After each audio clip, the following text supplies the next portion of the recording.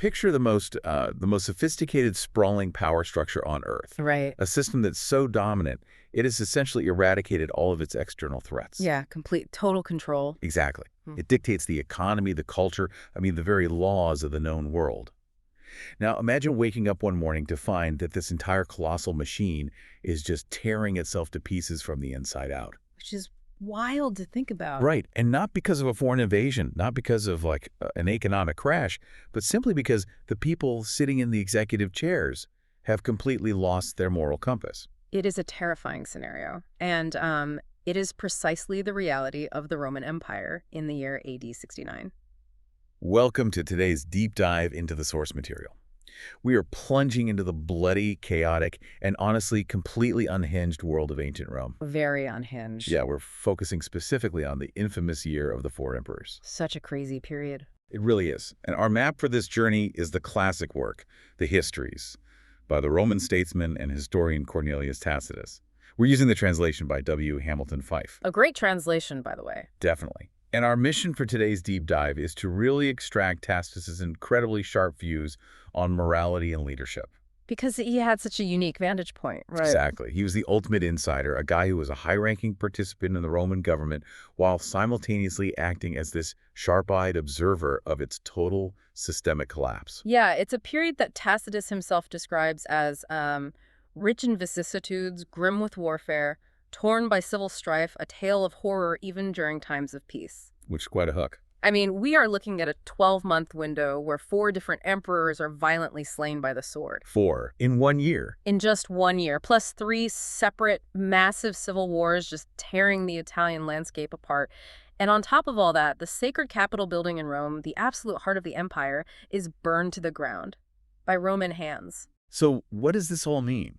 Why should you, sitting here today listening to this, invest your time in an ancient text detailing the murders of men in togas 2 millennia ago? It's a fair question. Right. But it's because this text is arguably the greatest masterclass ever written on organizational decay. Yeah, absolutely. Tacitus isn't just compiling a dry list of dates. He survived these toxic, terrifying regimes.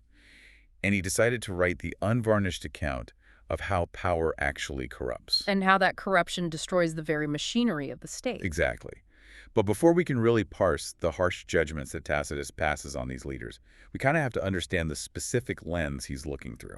Right, his background matters here. We have to look at where he stood within the Roman political machine, because his position is entirely what fuels his perspective. Yeah, Tacitus wasn't some detached academic sitting in an ivory tower. No, not at all. He was an eyewitness to some of the most gruesome scenes in Roman history, and he personally knew the distinguished survivors of these bloodbaths. He didn't just observe the game, he played it. At the absolute highest level, he completed the cursus honorum, the traditional Republican ladder of political offices, and he even held the consulship under the Emperor Nerva in AD 97. Which is huge. It is.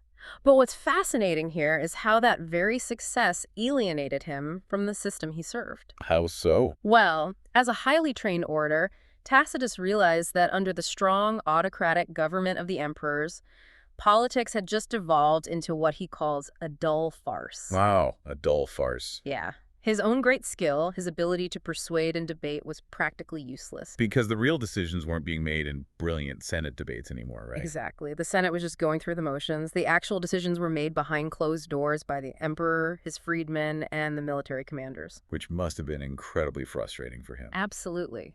Tacitus understood that the entire imperial structure was based on armed force, not on the constitutional fictions they paraded in public. Right. It was the swords of the Praetorian Guard and the frontier legions that actually made an emperor. Not the votes of the Senate. Not anymore. Okay, let's unpack this for a second, because this is where I actually start to struggle with his credibility a bit. Oh, really? Yeah. Tacitus openly acknowledges that he owed his political advancement to emperors like Vespasian, Titus, and even the notorious tyrant Domitian. True. We are talking about a guy who survived 15 years of Domitian's purges. He kept his head down, stayed quiet while his peers were literally murdered, and just successfully climbed the ladder. He played the game to survive. Right. So isn't it incredibly hypocritical for him to just retire, grab a pen, and suddenly play the ultimate moral arbiter? I see where you're coming from. Why should we trust a confessed sycophant? when he claims to write with, unbiased honesty, speaking of no man with hatred or affection. It's like a high-ranking corporate executive who survives multiple toxic CEOs, keeps his head down, gets all the promotions, and then eventually retires to write the most brutal, unauthorized boardroom tell-all ever published. That is a great analogy. And, it is the defining paradox of his life. But his complicity is precisely what makes his observations so razor sharp. You think so? I do. He wasn't an idealistic outsider peering over the palace walls. He was in the room. His own guilt, his own survival during that reign of terror is the engine that's driving his work. So it's fueled by guilt. Exactly. He had watched good men die while he stayed silent to survive. So when he finally sits down to write, he writes with this desperate, almost obsessive need to expose the moral rot he witnessed firsthand. Wow. The hypocrisy doesn't invalidate his history. The hypocrisy is the trauma that forces him to write it. That drastically changes how we should read him, honestly. It means he doesn't view history as a mere timeline of events or like a sterile recording of facts. No, for Tacitus, history is a courtroom. A courtroom, I like that. Yeah, to an aristocratic Roman of his era, history was a work of literary art, and it had a strict, undeniable moral object. Which he's pretty upfront about, right? Very upfront. Tacitus explicitly states his goal: to rescue virtue from oblivion and restrain vice by the terror of posthumous infamy. So he essentially wants to weaponize history. Exactly. Yeah. He wants to terrify future leaders into behaving well by threatening them with a horrific eternal legacy. But let me push back on that methodology just a bit, because the sources point out that Tacitus really doesn't care much about tactical details. Not at all. The translator even compares his battle accounts to Shakespeare's, Yeah. meaning, they are dramatically thrilling but terrible from a military strategy standpoint. Right. He ignores military geography, supply lines, all of it. So if he is willfully ignoring the hard, dry facts of troop movements just to preach a sermon, doesn't that make him an unreliable narrator? Like, are we reading history or are we reading a moralistic revenge fantasy? Well, we have to recalibrate our modern expectations here. Today, we look at history as a science of logistics, economics, troop movements. Sure. To Tacitus, those logistical details are just dry bones. They tell you what happened, but they don't explain why it happened. And the why is all that matters to him. Right. For Tacitus, the why of human motivation is the only history that matters. The character of the leader is the engine of the state. So the focus is purely on human character and psychological analysis. Because he genuinely believes that moral decay at the top is the root cause of every logistical or military failure at the bottom. And his view of human character is incredibly bleak. Oh, it's... He believes true virtus, that old school Roman virtue of courage and public service, can only really grow in the aristocracy. But he sees the current degradation of his peers as the literal death of goodness. Yeah, he doesn't pull any punches. And it's important to note for you listening that Tacitus is an aristocratic moralist. He treats the urban poor as essentially an unruly mob. His entire diagnostic focus is fixed squarely on the leadership class. And he is so pessimistic that he interprets the vast disasters of the time, like the burning of the Capitol, the massive flooding, as cosmic proof of Rome's failing. Like divine retribution. Yeah, he writes that providence is concerned not with our peace of mind, but rather with vengeance for our sin. The civil wars aren't just political disputes, they are a systemic punishment for Rome's moral bankruptcy. There's an anecdote from the Battle of Cremona in the sources that just perfectly captures this absolute collapse of foundational morality. Oh, right. The father and son. Yes, it's about a soldier named Julius Mansuetus. He's a Spaniard fighting for the Vitellian army. And during the absolute chaos of the melee, he gets struck down. Right. So this soldier kills him, starts stripping his armor, searching for loot. And as he turns the dying man over, they recognize each other. It's his own son. Wow. It's just devastating. The son had enlisted in a totally different legion, entirely unaware he was marching against his father. And he's just destroyed by it. Completely. The son, sobbing, throws his arms around his dad's lifeless body. He begs his father's spirit for forgiveness, crying out that the crime belongs to the country, asking, what share had a single soldier in these civil wars? It's such a heartbreaking, profoundly human moment in all this madness. It is, but here is the truly terrifying part. Tacitus notes that even as word of this horror spreads through the ranks, the troops just keep right on killing and plundering their own relatives and brothers anyway. It doesn't even slow them down. Exactly. The moral decay is so absolute that even witnessing the ultimate taboo, a son killing his father, cannot stop the momentum of their greed. And if we connect this to the bigger picture, this moral framework heavily colored how Tacitus viewed the ultimate leadership position, the emperor. Right. You might assume, given his hatred of tyranny, that he just wanted to burn the whole imperial system down and restore the republic. That would be the logical assumption. But his views on leadership are surprisingly pragmatic. Here's where it gets really interesting. Despite his obvious nostalgia for the Free Republic, Tacitus is no Republican dreamer. Not at all. The sources label him a monarchist malgré lui, a monarchist in spite of himself. Right, because he openly admits that after the Battle of Actium, the massive centralization of power was just simply necessary. He realizes that autocracy is essential for peace, and that the price of the old Republican freedom was basically constant violence and disorder. He recognizes the structural reality of his world. You cannot run a world-spanning, complex empire by committee. A central executive is totally required. Exactly, but because he demands virtue from this necessary monarch, he utterly despises the Senate for its nerveless servility. Right, he watches these supposed leaders, the greatest men in Rome, flatter and grovel before the emperor, and he just finds their self-abasement nauseating. But they groveled because their power was a constitutional fiction, right? I mean, Tacitus knew the Praetorian Guard held the real power. Yeah, everyone knew it. Yet, he doesn't just reserve his hatred for the sycophants. He aims a very specific, venomous scorn at the philosophic opponents of the empire. Yes, the Stoics and philosophers. These were men who basically refused to serve the state, who loudly criticized the emperor, and whose only contribution to the country was what Tacitus calls an ostentatious suicide. Which raises such an important question about how leaders and citizens balance morality with efficacy. Right. Because Tacitus demands virtue, but he demands useful virtue. He points to his own father-in-law, Agricola, as proof that even under a terrible emperor like Domitian, a man can be great without dishonor. Because Agricola actually did things. Exactly. He governed Britain brilliantly, expanded the borders, served the people.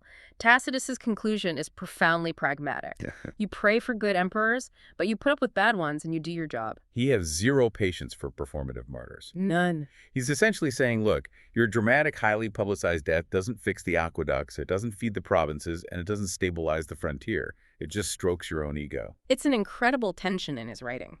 Hating tyranny, but equally hating the performative activists who martyr themselves rather than doing the messy, compromised work of keeping the state functioning. It's so relevant. And to see this pragmatic moralism play out, we really have to move from his theory to his practice. Right, we need to look at AD 69. Because in his history of that year, Tacitus provides these devastating case studies of 3 emperors who failed spectacularly because of their moral deficits: Galba, Otho, and Vitellius. Let's start with Galba. Okay, Galba. He's this old, inflexible patrician. He marches into Rome after Nero's death, and he is immediately ruined by his evil ministers, the vile Titus Vinius and the lazy Cornelius Luco. Just a terrible team. Yeah, and Tacitus states a crucial leadership maxim here.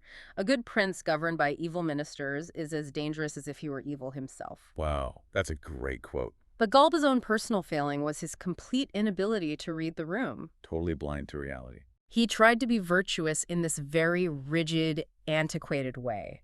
Like, when the army expected their usual financial bonus for his ascension, Galba famously refused, stating, "I do not buy my soldiers, I select them." See, on paper, that sounds incredibly noble. He's trying to restore old-school discipline. It sounds noble in a vacuum, sure, but in the reality of AD 69, it was a literal death sentence. Because the army wasn't having it. Right. His extreme parsimony alienated a military machine that had grown accustomed to 14 years of Nero's bribes. His virtue wasn't pragmatic, it was completely blind to the structural reality of the organization he was supposed to be leading. It's like disabling the cooling system on a nuclear reactor because you suddenly decide the reactor should run on loyalty instead of water. Perfect analogy. Galba just didn't realize he wasn't leading a polite Senate. He was managing a volatile, heavily armed machine. And his stubborn refusal to pay the guards didn't just alienate them, it created this massive, immediate power vacuum in the palace. A vacuum that was instantly filled by someone positioned perfectly to exploit it. Enter Otho. Right. And Otho is a completely different psychological profile. Completely. He had spent his youth as an intimate of Nero, actively aping the tyrant's vices. He was a man whose extravagance, Tacitus notes, would have ruined a prince, let alone a private citizen. So Otho is like the corporate raider. Oh, for sure. He wants the throne, Yeah. and he absolutely does not care if he burns down the institutional culture to get it. And the sources detail the astonishing mechanics of how he won power. He corrupted the guard. It really is wild how few people it took. Yeah. Tacitus writes that two common soldiers, two subalterns, basically took it upon themselves to transfer the Roman Empire, and they actually did it. Just two guys. Two guys, fueled entirely by Otho's bribes and promises of unlimited license. But here is the brilliant moral lesson Tacitus extracts from Otho's brief reign. Otho won power by deliberately destroying military discipline, right? Yes. He encouraged mutiny, insubordination, and greed to overthrow Galba. But once Otho was actually sitting on the throne, he found he couldn't put the genie back in the bottle. No, you can't. When he tried to enforce order, the troops practically rioted. You just cannot build a stable regime on a foundation of calculated anarchy. If you've ever watched a manager step into a leadership role by actively undermining and sabotaging their predecessor, you've seen Otho's dilemma firsthand. Right. You build a coalition of mutineers, but now you have to manage them. Exactly. And Otho proves this timeless rule of governance. The tactics you use to acquire power are the exact tactics you legitimize to destroy your own power. Wow. His army was fiercely loyal to him, but it was a chaotic, disorganized loyalty, and they were quickly outmaneuvered and defeated. Which leads us to the man whose forces actually defeated Otho, Emperor Vitellius. Ah, Vitellius. Yes, the classic Nebo baby. Vitellius is presented by Tacitus as the absolute epitome of vice and the total absence of virtue. He literally owed his entire position to the reputation of his father. And the irony is just thick here, because his father was a censor, the Roman official literally charged with maintaining public morality. Right. Yet Vitellius himself was, as Tacitus memorably puts it, the slave of his stomach. The scale of his gluttony is almost difficult to comprehend. It's disgusting, honestly. It really is. In just a few short months in power, he squandered 900 million sesterces. 900 million. Yes. To put that in perspective, we're talking about the equivalent of multiple years' worth of pay for the entire Roman military apparatus, totally devoured in mere months. That's insane. He scoured the empire for rare birds and fish just to tickle his palate, driving leading provincials to absolute ruin just to cater his banquets. And this wasn't just a personal failing. It was a massive logistical catastrophe. Because Vitellius was diverting the empire's supply chains just to source delicacies for his dining room, he broke the logistical backbone of his own army. You can't maintain frontier discipline when the imperial treasury is being emptied into the kitchen. Right. While he was feasting, his soldiers were just lounging around the city, losing their training, catching diseases. But the true depth of his moral rot, the moment that proves his complete detachment from humanity, is revealed when Vitellius actually tours the battlefield of Bedricum, where his generals had defeated Otho's forces. This part is so grim. It is. He arrives just 6 weeks after the slaughter. The bodies of thousands of Roman citizens are rotting, unburied, in the open air. Just a nightmare scene. It was so gruesome that it made even his hardened soldiers turn away in horror and reflect with tears of pity. But Vitellius didn't look away. No, he didn't. Vitellius never took his eyes off the field. He didn't shudder at the sight of thousands of dead Romans. On the contrary, he was very well pleased. Pleased by rotting corpses of his own people. He felt absolutely no pity, remarking only on his pleasure at the sight, and he actually callously offered a sacrifice to the local deities right there among the corpses. It's chilling, and it perfectly validates Tacitus's core thesis, right? The character of the leader dictates the behavior of the entire apparatus. Because Vitellius was entirely lacking in self-control and human empathy, his army devolved into a chaotic, drunken mob. They mirrored their leader's moral decay, and because of that, they were easily swept aside when a serious discipline challenge arose from Vespasian's legions in the east. Exactly. Tacitus shows us that a leader's vice, whether it's Vitellius's grotesque greed, Otho's calculated anarchy, or even Galba's inflexible, out-of-touch austerity, it never stays contained in the executive suite. It always trickles down. It bleeds down into the ranks, it corrupts the officers, it demoralizes the frontline workers, and it ultimately results in total systemic collapse. The structure simply cannot stand if the foundation is morally rotten. So Bringing this back to you, the listener, if you were navigating a complex organization today, whether you're prepping for a boardroom meeting, analyzing the culture of a massive tech company, or just trying to make sense of modern political leadership, Hmm, Tacitus is handing you an invaluable framework. he really is. He teaches us to look past the organizational charts, to ignore the official press releases, and look directly into the moral character of the people holding the levers of power. Because what is happening on the inside of those leaders will inevitably dictate what happens to the organization on the outside.